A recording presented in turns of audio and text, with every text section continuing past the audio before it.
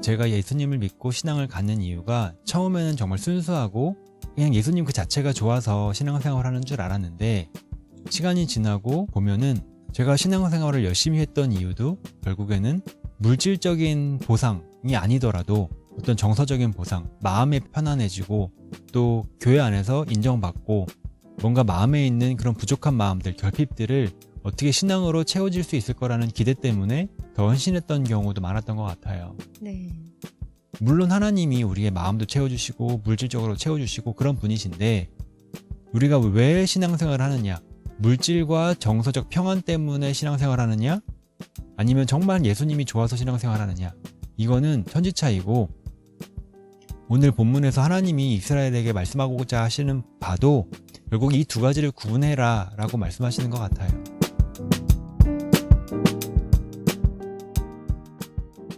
안녕하세요. 어린 양을 따른 어린 양 미양교회의 개굴입니다. 안녕하세요. 어린 양을 따르는 어린 양 토끼입니다. 오늘은 예레미야 12강이고요. 6장 16절부터 30절까지 화려한 제사로 얻으려는 거짓 평안이라는 제목으로 함께 이야기해 보겠습니다. 토끼님은 오늘 어떤 이야기 전해주실래요? 제가 양따양 첫 번째 시간에 배를 싫어하는 A에게 B가 배를 선물로 주는 예를 이야기했었잖아요. 네, 혹시 기억이 나시나요? 기억이 납니다. A는 배를 싫어하는데 B가 계속해서 배를 줘요. 네, 근데 A는 싫다고 하는데도 계속 줘요. 네, 그런 예를 들었거든요. 그런데 오늘 설교도 비슷한 이야기가 나오는 것 같아요. 예레미야 6장 20절에 너희가 바치는 온갖 희생제물도 마음에 들지 않는다. 하나님은 이스라엘의 화려한 제사가 마음에 들지 않는다고 말씀하세요. 네, 그런데도 이스라엘은 계속해서 하나님이 싫어하시는 제사를 드려요. 처음에는 의도부터 나빴다기보다는 자기가 할 줄 알고 해온 것이 거래밖에 없어서 제사로 하나님과 거래하려고 했을 거예요. 네, 그런데 하나님이 제사가 싫다고 하셨어요. 여기서 이제 문제가 생기는데, 그렇게 하나님이 반응하셨을 때 그러면 하나님이 이렇게 하는 건 싫어하시는구나. 그럼 하나님이 뭘 좋아하시는 거지? 라고 생각해 봤어야 해요. 네. 하지만 이스라엘은 그걸 알아도 고치지 않았다고 나와요. 이스라엘의 숨겨진 마음이 드러난 거예요. 어떤 마음이 숨겨져 있었나요? 이스라엘은 하나님과의 관계를 원하지 않고 하나님을 이용하려고만 생각했던 거예요. 그러니까 제사는 하나님을 사랑하고 하나님을 섬기는 마음으로, 헌신하는 마음으로 해야 되는데, 네. 이스라엘은 자기를 위해서, 자기에게 더 많은 유익이 생기도록 하기 위해서 하나님께 화려한 제사를 드렸다는 거죠. 네. 그래서 제가 뒤에서 말하지만 그런 신앙을 자판기 믿음이라고 제가 이름을 지었거든요. 네. 마치 자판기에 동전을 넣고 버튼을 누르면 거기에서 물건이 나오는 것처럼, 네. 우리가 하나님께 희생과 헌신과 봉사와 제사로 동전을 넣으면, 네. 그리고 버튼을 누르면 내가 원하는 물건이 나올 거라고 기대하면서 하나님을 믿는 것이, 제사를 지내는 것이 결국 자판기 믿음이라는 거예요. 네. 그리고 자판기 믿음은 다 아시겠지만 그건 믿음이 아니에요. 그건 하나님을 이용하는 거지. 네. 그래서 그런 태도로 화려한 제사를 드렸기 때문에, 그러니까 제사가 화려하기 때문에 하나님이 이스라엘의 제사를 받지 않으신 것이 아니라, 화려하건 화려하지 않건 그 제사를 드리는 목적이 하나님이 아니라 자신에게 있기 때문에, 하나님을 이용해서 내가 원하는 것을 얻어내기 위해 제사를 지냈기 때문에, 그렇기 때문에 하나님께서 이 제사를 싫어하셨던 거예요. 맞아요. 하나님에게 관심이 있는 것이 아니라 하나님이 주시는 떡에만 관심이 있었던 거죠. 그런데 많은 사람들이 하나님에게 관심이 있는 것과 하나님의 떡에 관심이 있는 것, 이 두 가지를 이렇게 잘 구분하지 못하는 것 같기도 하고, 또 많은 사람들이 하나님의 떡에 관심이 있는 것도 하나님한테 관심 있는 거 아니냐, 이런 질문을 할 것 같기도 해요. 네. 이걸 구분하는 게 쉽지가 않아요. 그냥 그 상황에 있을 때는 자기가 하나님을 정말로 사랑하는 거고 하나님과의 관계를 원하는 것 같거든요. 네. 왜냐하면 하나님의 떡을 원하기 때문에 하나님을 원하거든요. 하나님의 떡을 원하기 때문에 하나님이 사랑스러워 보이거든요. 네. 그래서 하나님의 떡을 원하는 사람에게 너는 하나님을 원하는 게 아니라 하나님을 사랑하는 게 아니라 떡만 사랑하는 것 같아 라고 말하면 네. 노발대발하면서 아니야 난 하나님이 정말 좋아 하나님을 정말 사랑해 라고 엄청 억울해하면서 말한단 말이죠. 맞아요.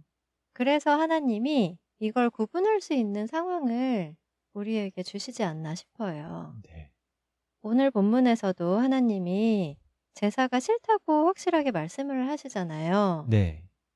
제가 들었던 예에서도 배를 싫어하는 A가 B한테 "나 배 싫어해." 라고 말하잖아요. 네. 또 부자 청년도 하나님께 왔을 때 네. 하나님이 "너 그러면 모든 거를 다 팔고 나를 따라라."라고 말씀하시잖아요. 네. 그런 세 가지 상황들처럼 하나님이 우리가 알 수 있도록 상황을 주시는 것 같아요. 그 상황에서 우리가 뭘 느낄 수 있나요?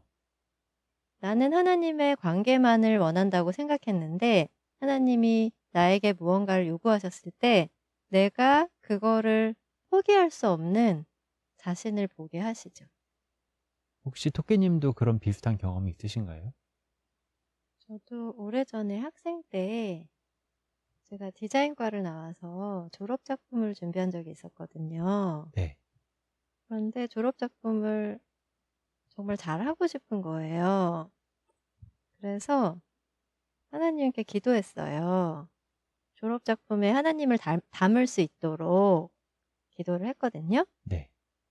그런데 하나님이 응답이 없으신 것 같은 거예요. 네. 그전까지는 뭔가 제가 기도를 하면 하나님이 뭔가 말씀으로든 사람으로든 어떤 상황으로든 뭔가 답 길을 보여주시는 것 같았는데 네. 그때 응답이 없으신 하나님이 저한테는 너무 낯설고 힘들었어요. 네. 그러면서 제가 원했던 것이 저는 이제 하나님을 작품에 담고 싶다라고 기도를 했지만 사실은 하나님을 담고 싶다기보다는 사실은 하나님으로 포장된 멋진 작품을 만들어서 인정을 받고 싶었던 게 아닌가 싶어요. 네. 그러면서 제가 신앙에 대해 다시 되돌아보게 되는 시간을 가지게 됐거든요. 네. 그런 과정을 통해서 내가 하나님을 원했는지, 하나님의 떡을 원했는지 좀 구분이 되셨나요? 네, 그렇죠. 근데 시간이 오래 걸리긴 했지만 네. 그 이후의 시간 동안 제가 하나님을 원한 게 아니고 하나님의 떡을 구했구나를 확실히 알았죠. 그때 어떠셨나요? 막 많이 힘들고 괴로우셨나요? 그 시간들이요? 네. 네. 뭔가 저는 성격이 좀 이렇게 정답이 있어야지 뭔가 앞이 보여야지 좀 안정이 되는 마음이 안정이 되는 스타일이라 네. 미래가 보이지 않을 때 되게 불안하거든요. 네. 근데 하나님이 응답이 없으시니까 너무 불안한 거예요. 그래서 힘들었어요. 어떤 계기로 마음이 좀 편해지셨나요? 이거는 저번에도 언제 한번 방송에서 얘기했던 것 같은데 그 고민을 시작하고 나서 제 죄에 대해서 많이 고민을 했거든요. 네. 제가 왜 죄인인지에 대해서. 근데 그거를 이제 알게 되고 나니까 조금 해결이 됐어요. 저도 비슷한 경험이 많이 있어요. 저도 제가 예수님을 믿고 신앙을 갖는 이유가 처음에는 정말 순수하고 그냥 예수님 그 자체가 좋아서 신앙생활을 하는 줄 알았는데 시간이 지나고 보면은 제가 신앙생활을 열심히 했던 이유도 결국에는 물질적인 보상이 아니더라도 어떤 정서적인 보상, 마음이 편안해지고 또 교회 안에서 인정받고 뭔가 마음에 있는 그런 부족한 마음들, 결핍들을 어떻게 신앙으로 채워질 수 있을 거라는 기대 때문에 더 헌신했던 경우도 많았던 것 같아요. 네. 물론 하나님이 우리의 마음도 채워주시고 물질적으로 채워주시고 그런 분이신데 우리가 왜 신앙생활을 하느냐? 물질과 정서적 평안 때문에 신앙생활을 하느냐? 아니면 정말 예수님이 좋아서 신앙생활을 하느냐? 이거는 천지차이고 오늘 본문에서 하나님이 이스라엘에게 말씀하고자 하시는 바도 결국 이 두 가지를 구분해라 라고 말씀하시는 것 같아요. 그래서 하나님은 계속해서 우리에게 우리의 생각이 또 가치 기준이 틀렸다는 걸 드러나도록 상황을 주실 거예요. 네. 그런데 그렇게 하나님이 드러내실 때 오늘 이스라엘 백성들처럼 똑같은 잘못을 반복해서 하지 않고 멈춰서 좀 생각해 봤으면 좋겠어요. 왜 내가 포기할 수 없는지, 하나님이 원하시는 건 뭘지, 그렇게 생각해 보고 기도해 볼 때 우리의 신앙이 한 단계 나아가는 계기가 될 수 있어요. 네.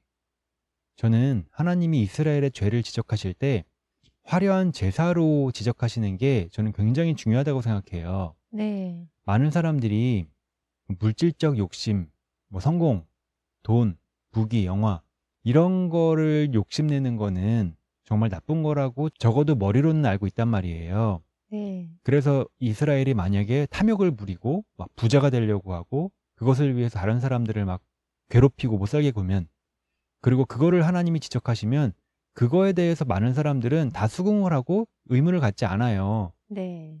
근데 하나님께 제사를 화려하게 지냈다는 것, 스바에 들여온 향과 먼 땅에서 가져온 향료, 이런 걸 가지고 하나님께 제사를 드렸다는 것, 그것 때문에 하나님이 이스라엘을 지적하신다는 거는 쉽게 받아들이기가 어렵단 말이에요. 네. 그러니까 다르게 표현하면 하나님은 지금 이스라엘의 종교적 열정, 이거를 비판하신다는 겁니다. 네.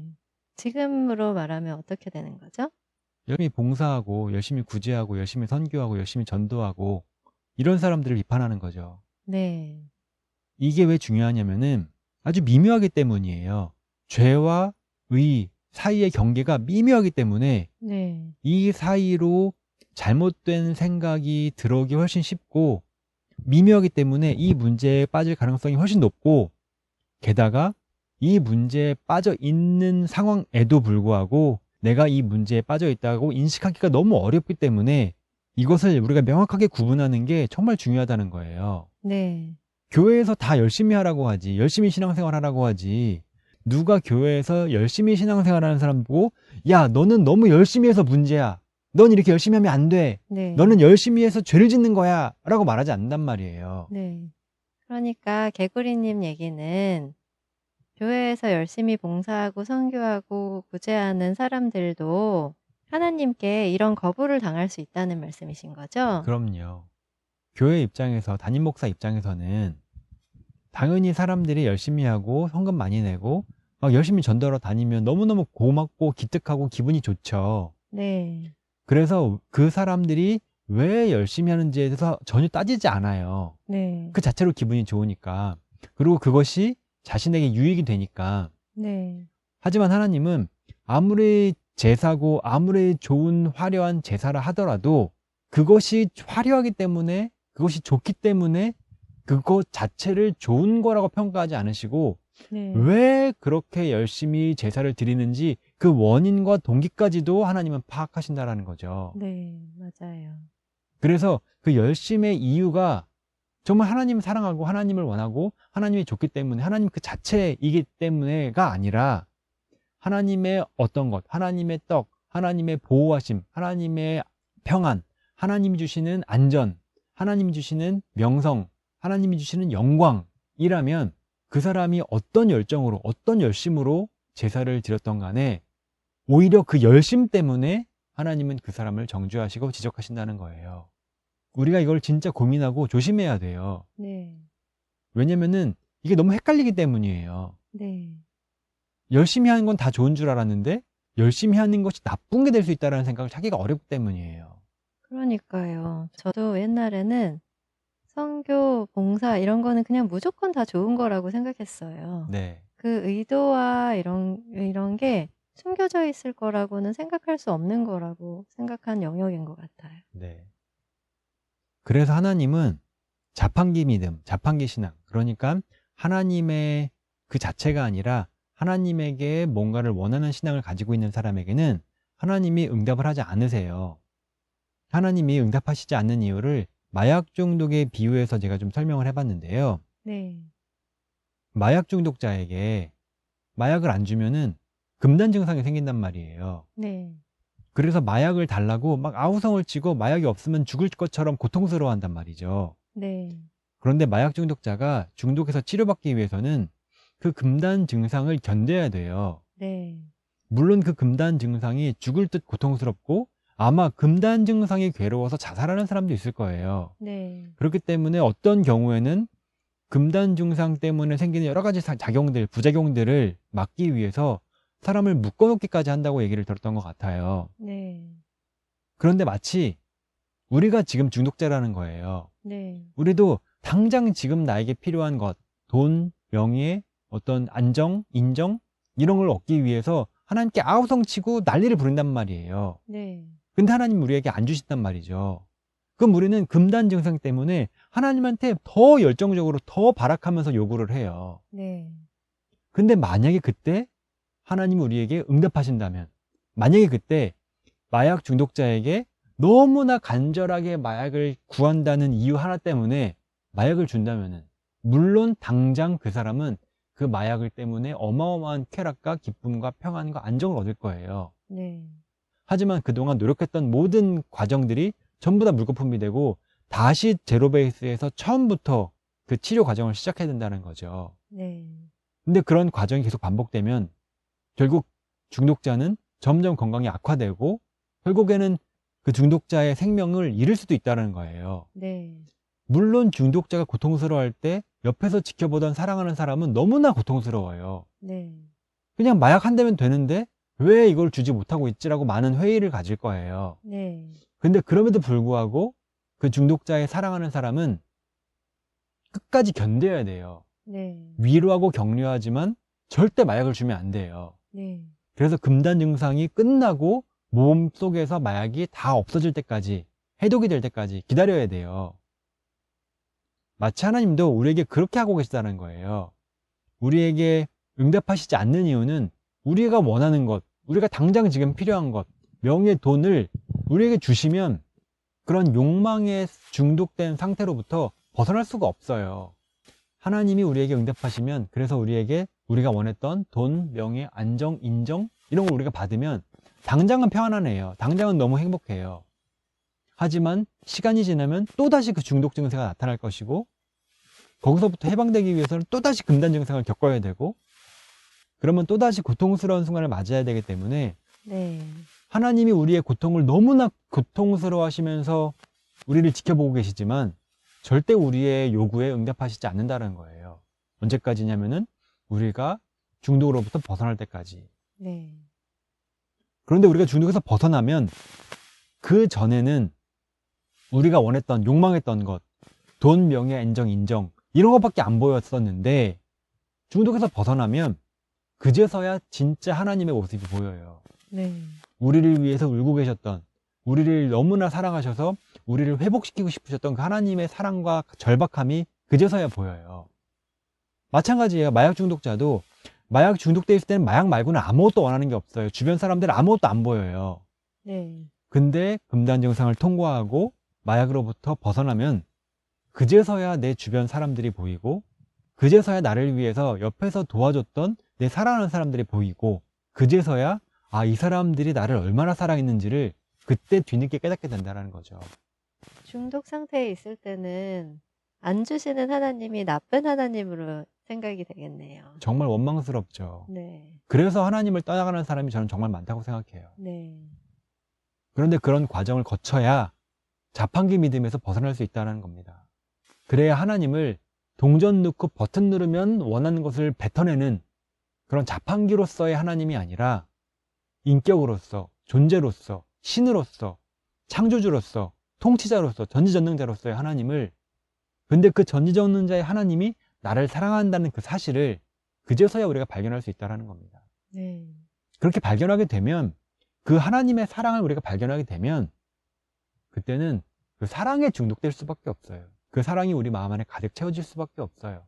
그러면 하나님을 좋아할 수밖에 없고 사랑할 수밖에 없고 하나님을 따를 수밖에 없고 그러면 하나님의 명령, 이웃을 사랑하라는 그 명령을 행할 수밖에 없어요. 그래서 주변 사람들을 사랑하게 될 수밖에 없어요. 그리고 네. 특히 그 주변 사람들 중에 가장 가까운 나 자신을 사랑할 수밖에 없어요. 네. 왜냐면 내 스스로가 너무 사랑스럽기 때문이 아니라 하나님이 나를 사랑하라고 하셨기 때문이고, 하나님을 통해서 우리 안에 사랑이 가득 채워졌기 때문에 그 가득 찬 사랑으로 나를 사랑할 수밖에 없고, 나를 사랑하는 만큼 주변 사람들을 더 사랑할 수밖에 없게 되고, 그런 선순환이 계속 거쳐서 결국 그런 사랑에 사랑이 더해져서 다시금 하나님을 더욱더 사랑할 수밖에 없게 되는 네. 그런 사랑의 선순환이 우리 인생 가운데 일어나는 것이 하나님이 지금 우리에게 하시는 일이라는 거고, 그 과정 중에는 반드시 응답하시지 않는 순간, 우리의 요구를 하나도 들어주시지 않는 순간, 그래서 우리가 중독으로부터 벗어날 수 있게 해주시는 순간이 한 번쯤은 분명히 있다는 거고, 저는 근데 그게 한 번이라고 생각하지 않아요. 인생 가운데서 계속 반복해서 온다고 생각해요. 왜냐면은 우리는 여전히 한 가지 중독에서는 벗어났겠지만 두 번째, 세 번째 중독된 것들이 아주 여전히 있거든요. 네. 그런 중독에서 벗어나는 과정을 통해서 하나님을 한 걸음 한 걸음 더 알아가는 그런 귀한 과정이 아닌가 싶습니다. 네. 그리고 마지막으로 우리가 많이 착각하는 것 중에 하나가 내가 원하는 것을 얻으면 행복해질 것이다 라는 것이 정말 중요하다고 생각해요. 네. 우리는 내가 원하는 것을 얻으면 행복해질 것이라고 생각하고, 내가 원했던 대학에 가면 행복해질 것이고, 내가 원했던 직장을 가지면 행복해지고, 직장을 가서 결혼을 하면 행복해질 것이고, 아이를 낳으면 행복해질 것이고, 승진을 하면 행복해질 것이고, 열심히 일하다가 은퇴를 하면 행복해질 것이고 라고 뭔가를 얻으면 행복해질 것이라는 그런 착각 속에서 계속 빠져 있어요. 네.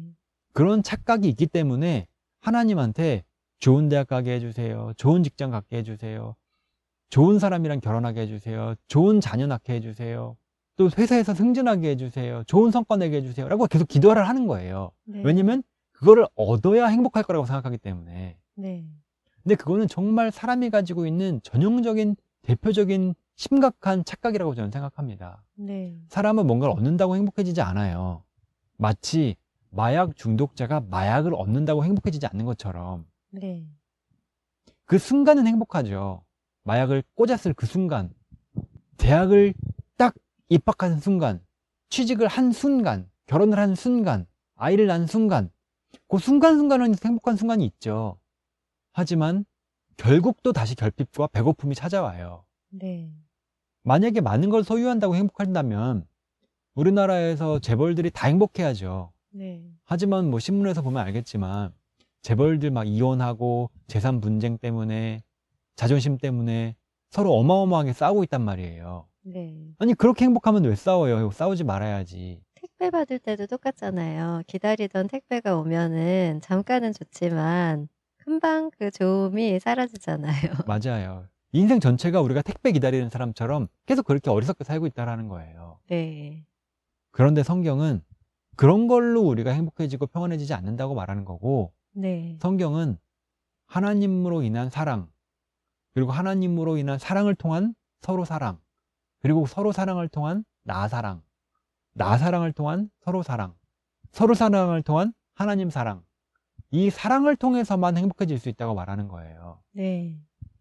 그러니까 오늘 본문에서 이스라엘도 화려한 제사를 지내는 이유가 결국 뭔가를 하나님께 얻어내기 위한 거예요. 네. 특히 이번 본문에서는 바벨론의 공격 속에서 자신들이 바벨론을 막아낼 수 없을 것 같은 두려움에 빠졌기 때문에 하나님이 바벨론을 물리쳐달라는 것을 기대하면서 화려한 제사를 드리고 있다는 거죠. 네. 그런데 하나님이 이스라엘에게 알려주고 싶은 것은 너네가 나라를 지킨다고 바벨론으로부터 나라를 지킬 수 있다고 해서 너네가 행복해질 수 있는 것이 아니다. 너네는 바벨론의 포로가 되어서도 행복해질 수가 있다. 행복은 그런 곳에서 있는 것이 아니라 하나님을 사랑하고 하나님께 사랑받는 것, 그래서 서로 사랑하는 것, 여기에 있는 것이다. 이걸 가르쳐 주시기 위해서 하나님은 화려한 제사를 비판하고 계시는 거예요. 네. 그래서 우리가 다 한번 생각해 봤으면 좋겠어요. 정말 내가 왜 신앙생활 하는지, 더 나아가서 내가 왜 인생을 사는지, 뭔가를 더 얻기 위해서, 뭔가를 더 이루기 위해서 산다면은 그 사람의 인생은 불행할 수밖에 없어요. 왜냐면은 언제나 나보다 더 많은 것을 가진 사람은 있을 수밖에 없고, 나보다 100배, 1000배, 10,000배 더 많이 가진 사람도 여전히 불행하거든요. 여전히 더 갖길 원하거든요. 하나님은 우리가 사랑할 때 행복하다고 말씀하십니다. 네. 그래서 더 많은 것을 얻기 위해서, 더 많은 것을 이루기 위해서 살기 위한 그 에너지를 좀 포기하고 줄이고 남은 에너지로 주변 사람들을, 먼저 가까운 사람들, 가족들부터, 나 자신부터, 이웃들부터 하나씩 하나씩 넓혀가서 결국에는 세계 인류 전체를 사랑하는 데까지, 물론 어려운 일이지만 그렇게 서로를 사랑하는 것에 에너지를 쓸 때 그 사람에게 진정한 안식과 진정한 평안이 올 거라고 저는 생각합니다. 네. 그럼 오늘 방송은 이렇게 마치도록 하겠습니다. 방송 들어보시고 궁금하신 분들은 홈페이지에 들어가셔서 이 설교를 직접 읽어보시는 것도 재밌을 것 같습니다. 그리고 후기나 질문 보내주시는 분들에게는 저희가 소정의 상품 보내드리겠습니다. 많은 참여 부탁드립니다. 그럼 저는 어린 양을 따른 어린 양, 이양교회의 개구리였습니다. 어린 양을 따르는 어린 양 토끼였습니다. 안녕히 계세요. 안녕히 계세요.